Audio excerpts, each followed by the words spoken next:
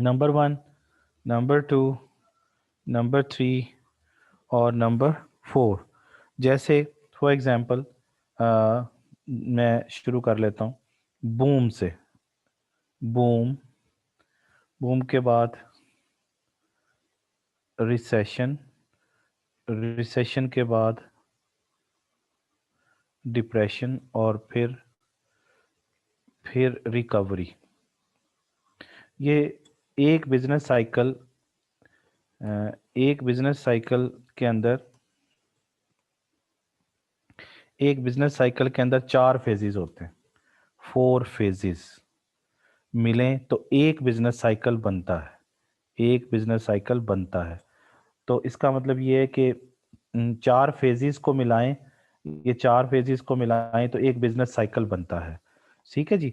अब इसमें से बूम क्या है? बूम वो है जिसके अंदर इकोनॉमिक एक्टिविटी टॉप पे होती है, जैसे ये है, ये वाला पॉइंट बूम है। और जब इकोनॉमिक एक्टिविटी गिरना शुरू हो जाए या कम होना शुरू हो जाए, इस चीज को हम कहते हैं, इस वाले फेज को हम कहते हैं रिसेशन। और जब इकोनॉमिक एक्टिविटी बिल्कुल डाउन हो जाए, एंड नीचे चली जाए बिल्कुल, तो इस फेज को हम कहते हैं डिप्रेशन। और फिर जब इकोनॉमिक एक्टिविटी आहिस्ता आहिस्ता ऊपर की तरफ जाना शुरू हो जाए, जैसे ये मैं आपको बता रहा हूँ, ये वाला पॉइंट, ये येलो से जिसको मैंने हाईलाइट किया है, इसको हम कहते हैं रिकवरी।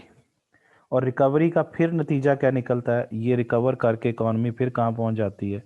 रिकवर करके दोबारा किस पे आ जाती है? रिकवर करके इकॉनमी दोबारा बूम पे आ जाती है। तो ये बात समझ आ गई आपको? यानी बूम से जब इकोनॉमिक एक्टिविटी, बूम क्या है? मैक्सिमम, मैक्सिमम एक्टिविटी है, मैक्सिमम। और डिप्रेशन जो है वो मिनिमम है। और रिसेशन जो है ये फॉलिंग है। और रिकवरी जो है वो राइजिंग है, जिसमें आप बढ़ते हैं आहिस्ता आहिस्ता ऊपर की तरफ। ये समझ गए? तो ये एक ट्रेड साइकिल मुकम्मल हुआ यहाँ पे।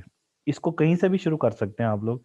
आप रिसेशन से शुरू कर लें, रिसेशन पहला फेज, फिर डिप्रेशन, फिर रिकवरी, फिर बूम। तो आप बूम से शुरू कर लें तो boom, recession, depression and recovery, फिर बूम।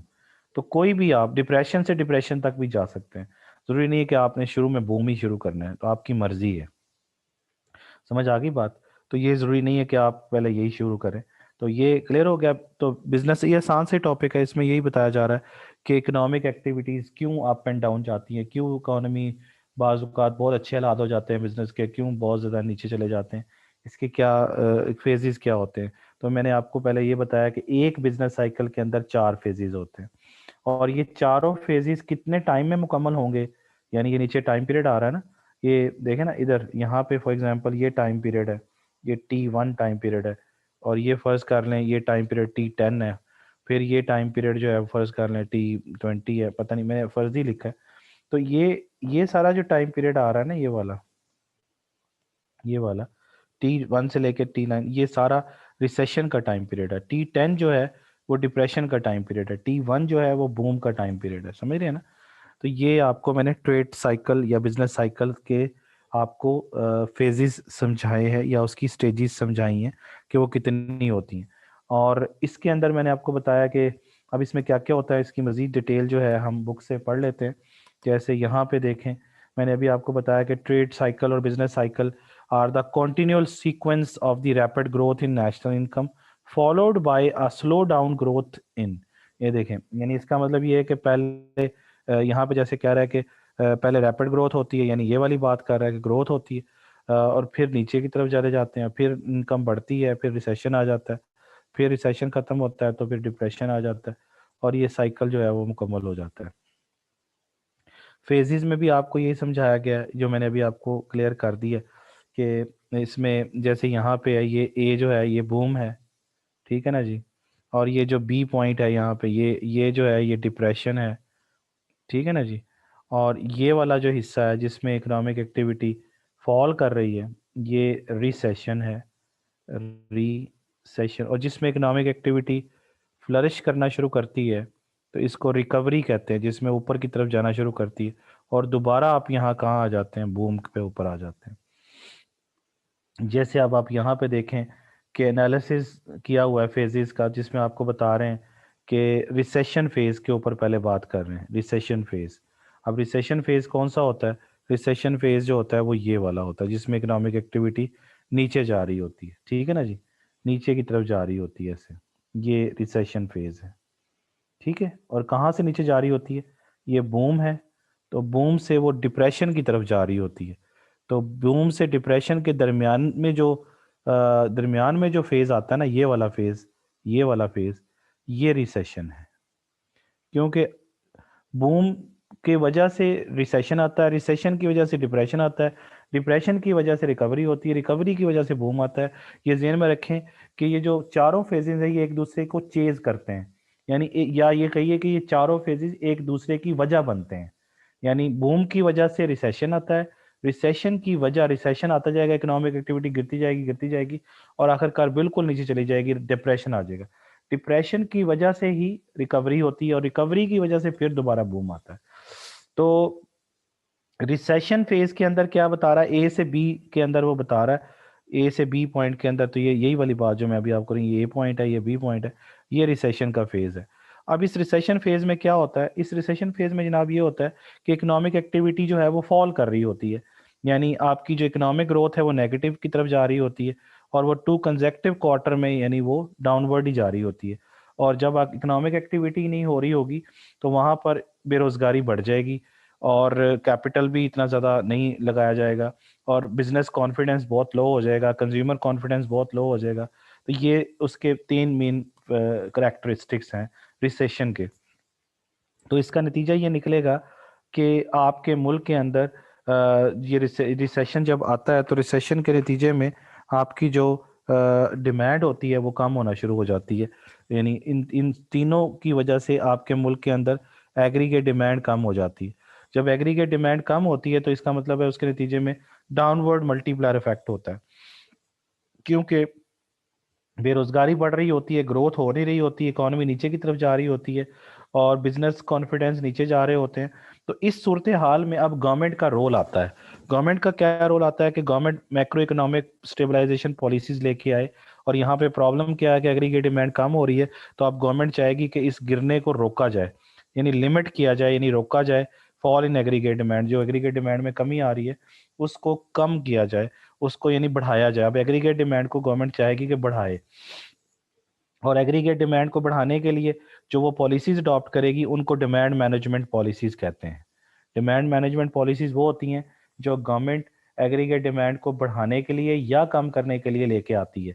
तो यहाँ पर मसला ये था कि एग्रीगेट डिमांड कम हो रही थी, तो अब इसका हल ये था कि गवर्नमेंट एग्रीगेट डिमांड को क्या करे, बढ़ाए, ताकि मुल्क के अंदर इकोनॉमिक एक्टिविटी जो है जो डाउनवर्ड जा रही है, वो ये डाउनवर्ड आपको नजर आ रही है यहाँ पे, ये नीचे जा रही है, वो आहिस्ता आहिस्ता किधर जाए, वो ऊपर की तरफ जाए, इधर की तरफ जाए। अब उसके लिए एग्रीगेट डिमांड को बढ़ाना पड़ेगा।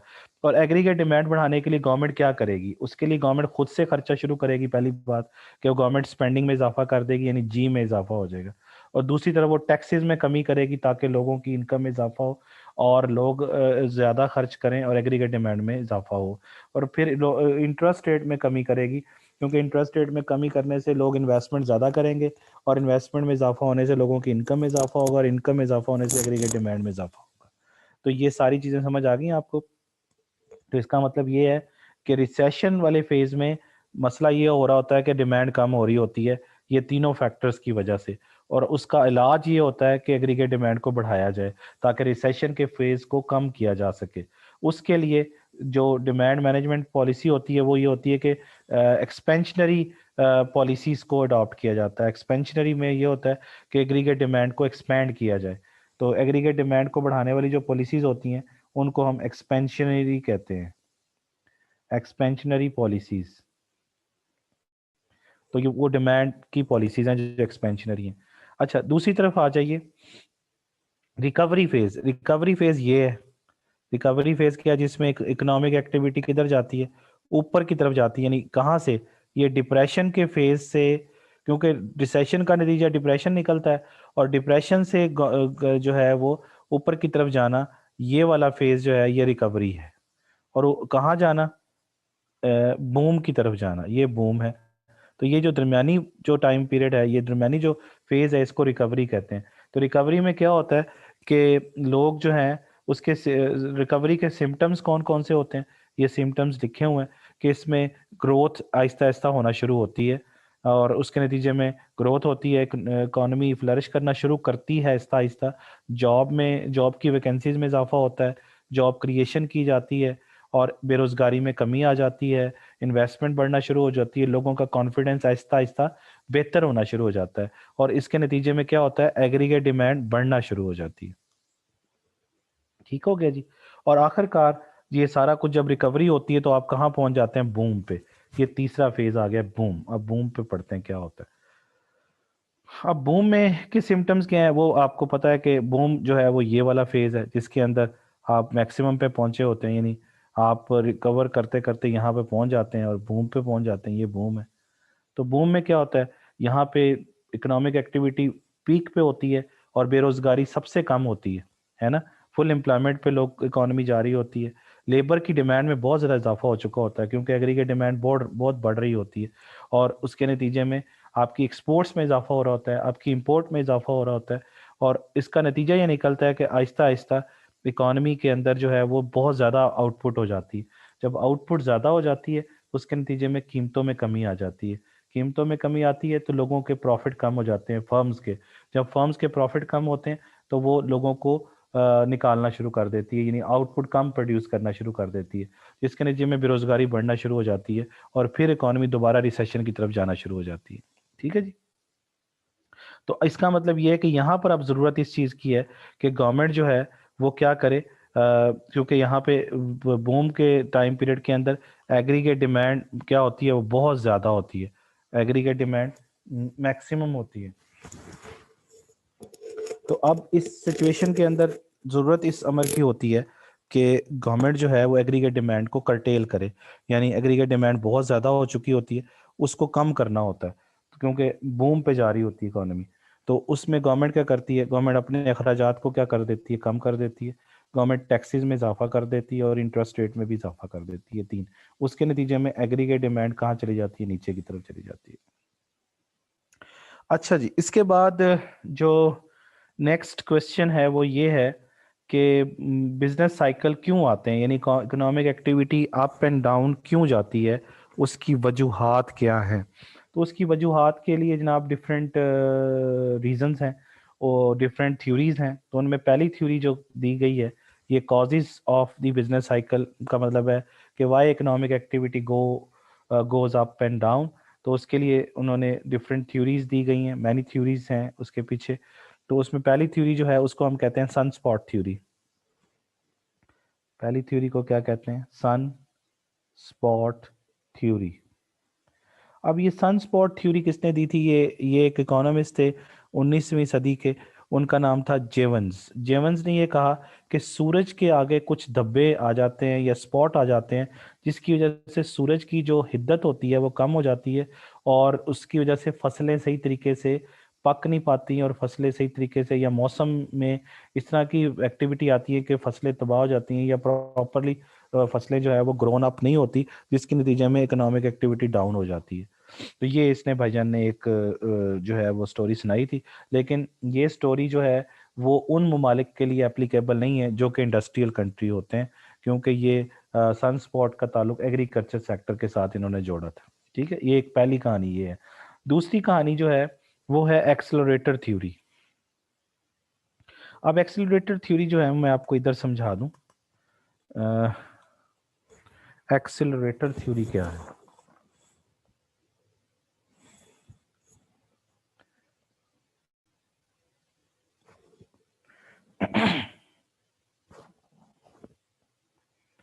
एक्सेलरेटर थ्योरी क्या है,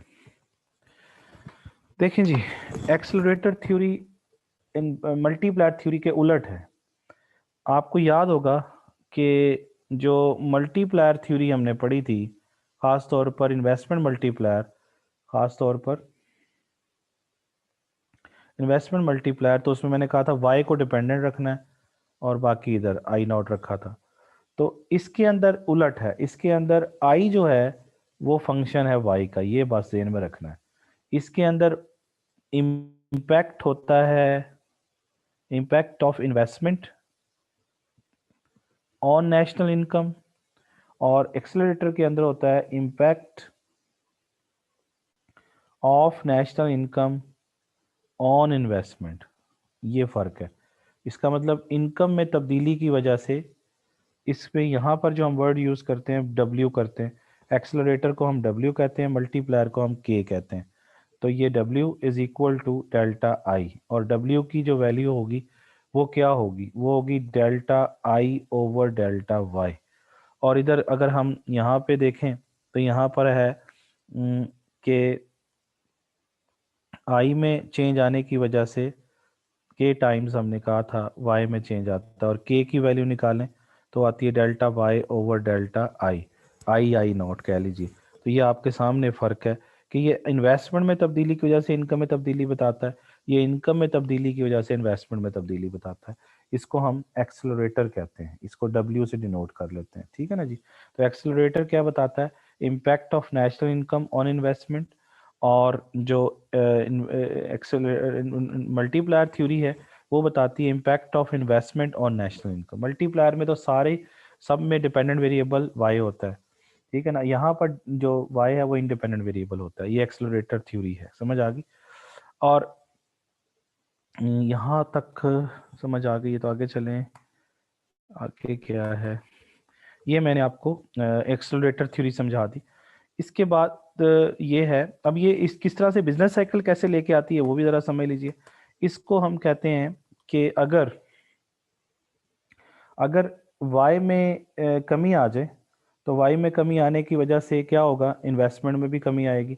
और वाई में अगर इजाफा हो जाए तो इन्वेस्टमेंट में क्या होगा, इजाफा हो जाएगा।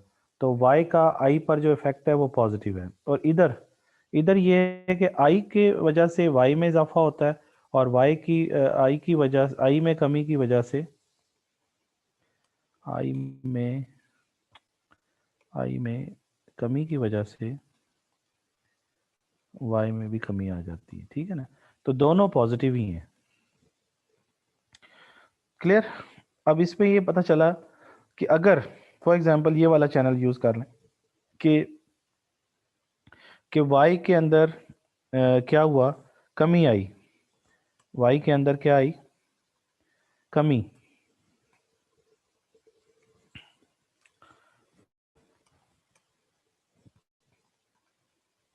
वाई के अंदर कमी आ गई,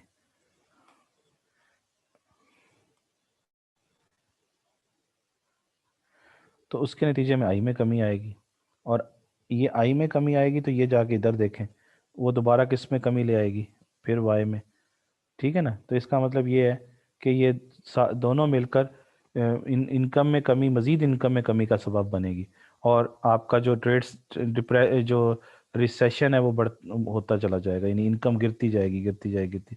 तो आप रिसेशन से कहाँ पहुंच जाएंगे, डिप्रेशन के पास पहुंच जाएंगे। इसका मतलब ये है कि ये मल्टीप्लायर और एक्सलेटर दोनों मिलकर कहाँ ले जाते हैं, डिप्रेशन में। और इसी तरीके से अगर डिप्रेशन से रिकवरी की तरफ जाएं, ये रिसेशन है, और ये वाला फेज कौन सा है, ये रिकवरी है। रिकवरी में आप डिप्रेशन से किधर जाते हैं, ऊपर की तरफ जाते हैं, कहाँ वाला, बूम की तरफ। तो इसका मतलब ये है कि इसमें क्या होगा, इसमें ये वाला फेज होगा कि वाई बढ़ेगा, जिसके नतीजे में आई बढ़ेगा, ये देखें, और आई के बढ़ने के नतीजे में ये देखें, फिर वाई बढ़ेगा, और ये आप ऊपर ही जाते जाएंगे आहिस्ता आहिस्ता। तो इसका मतलब ये मल्टीप्लायर और एक्सलेटर दोनों मिलकर ट्रेड साइकिल का सबब बनते हैं, उनके फेजेस का, या तो रिसेशन की तरफ ले जाएंगे, डिप्रेशन की तरफ, या फिर रिकवरी से बूम की तरफ ले जाएंगे आपको, ठीक है। और इसी तरीके से जो नेक्स्ट है वो है business business psychology. Business psychology ये होती है, जैसे एक आप लोगों ने हर्ड इंस्टिंक्ट सुना होगा। हर्ड इंस्टिंक्ट होता है जैसे एक भेड़ें होती हैं, तो वो एक के पीछे दूसरी जाती है, बकरियां होती हैं तो एक के पीछे दूसरी बकरी होती है, दूसरे के पीछे तीसरी। आपने रेवड़ देखा होगा, और उनमें से अगर एक छोटी सी डायरेक्शन चेंज करे तो सारी उस तरफ चल पड़ती हैं। इसे हम कहते हैं heard instinct. Heard instinct instinct क्या है कि ये एक साइकी होती है बिजनेसमैन की भी। एक बिजनेसमैन जो काम करता है दूसरा भी वही करता है, तीसरा भी वही करता है, चौथा भी वही करता है। और अगर एक को लॉस हो जाए तो वो समझते हैं हमें इसे लॉस हुआ है तो मुझे भी होगा, तो सबको सबका कॉन्फिडेंस जो है वो कम हो जाता है, जिसके नतीजे में ट्रेड साइकिल आ जाता है। यानी बिजनेस साइकोलॉजी एक हर्ड इंस्टिंक्ट की तरह होती है। ठीक है जी। और उसके बाद नेक्स्ट है इन अप्रोप्रिएट गवर्नमेंट पॉलिसी। आप ये फैक्टर्स पढ़ रहे हैं कि ट्रेड साइकिल क्यों होते हैं। तो इन अप्रोप्रिएट गवर्नमेंट पॉलिसी में ये होता है कि गवर्नमेंट प्रॉपरली मैनेज नहीं कर रही होती ट्रेड साइकिल को। जैसे मैंने अभी आपको ये बताया कि जैसे ये पहला पॉइंट था कि रिसेशन का फेज है और वहां पे एग्रीगेट डिमांड कम हो रही है, और तो अब इसको गवर्नमेंट को क्या करना चाहिए कि एग्रीगेट डिमांड को बढ़ाने के स्टेप लेने चाहिए ना। उसके लिए गवर्नमेंट जी को बढ़ाए, टी को कम करे, इंटरेस्ट रेट को कम करे। लेकिन होता क्या है कि गवर्नमेंट इसके उलट स्टेप ले लेती है। यानी एग्रीगेट डिमांड को करने कम हो रही होती है और उसको बढ़ाना होता है, तो बढ़ाने के लिए जो स्टेप लेने चाहिए वो नहीं लेती, बल्कि मजीद वो स्टेप ले लेती है जिससे एग्रीगेट डिमांड मजीद कम हो जाती है। और इधर भी ऐसे ही करती है। यानी गवर्नमेंट को एग्रीगेट डिमांड को कम करना होता है, लेकिन स्टेप वो ले लेती है जिसके नतीजे में एग्रीगेट डिमांड जो है वो मजीद बढ़ जाती है। ठीक है ना जी। तो इसको कहते हैं इन अप्रोप्रिएट गवर्नमेंट पॉलिसी। और उसके नतीजे में क्या होता है, उसके नतीजे में क्राउडिंग आउट भी हो जाती है बाजुकात। वो मैंने आपको पहले भी समझाया हुआ है कि गवर्नमेंट बाजुकात इंटरेस्ट रेट बोरविंग ज़्यादा करना शुरू कर देती है। तो और बोरविंग ज़्यादा करती है तो इंटरेस्ट रेट बैंक ज़्यादा लेते हैं उनसे, जिससे प्राइवेट इन्वेस्टमेंट कम हो जाती है। मैंने पहले समझाया हुआ है आपको।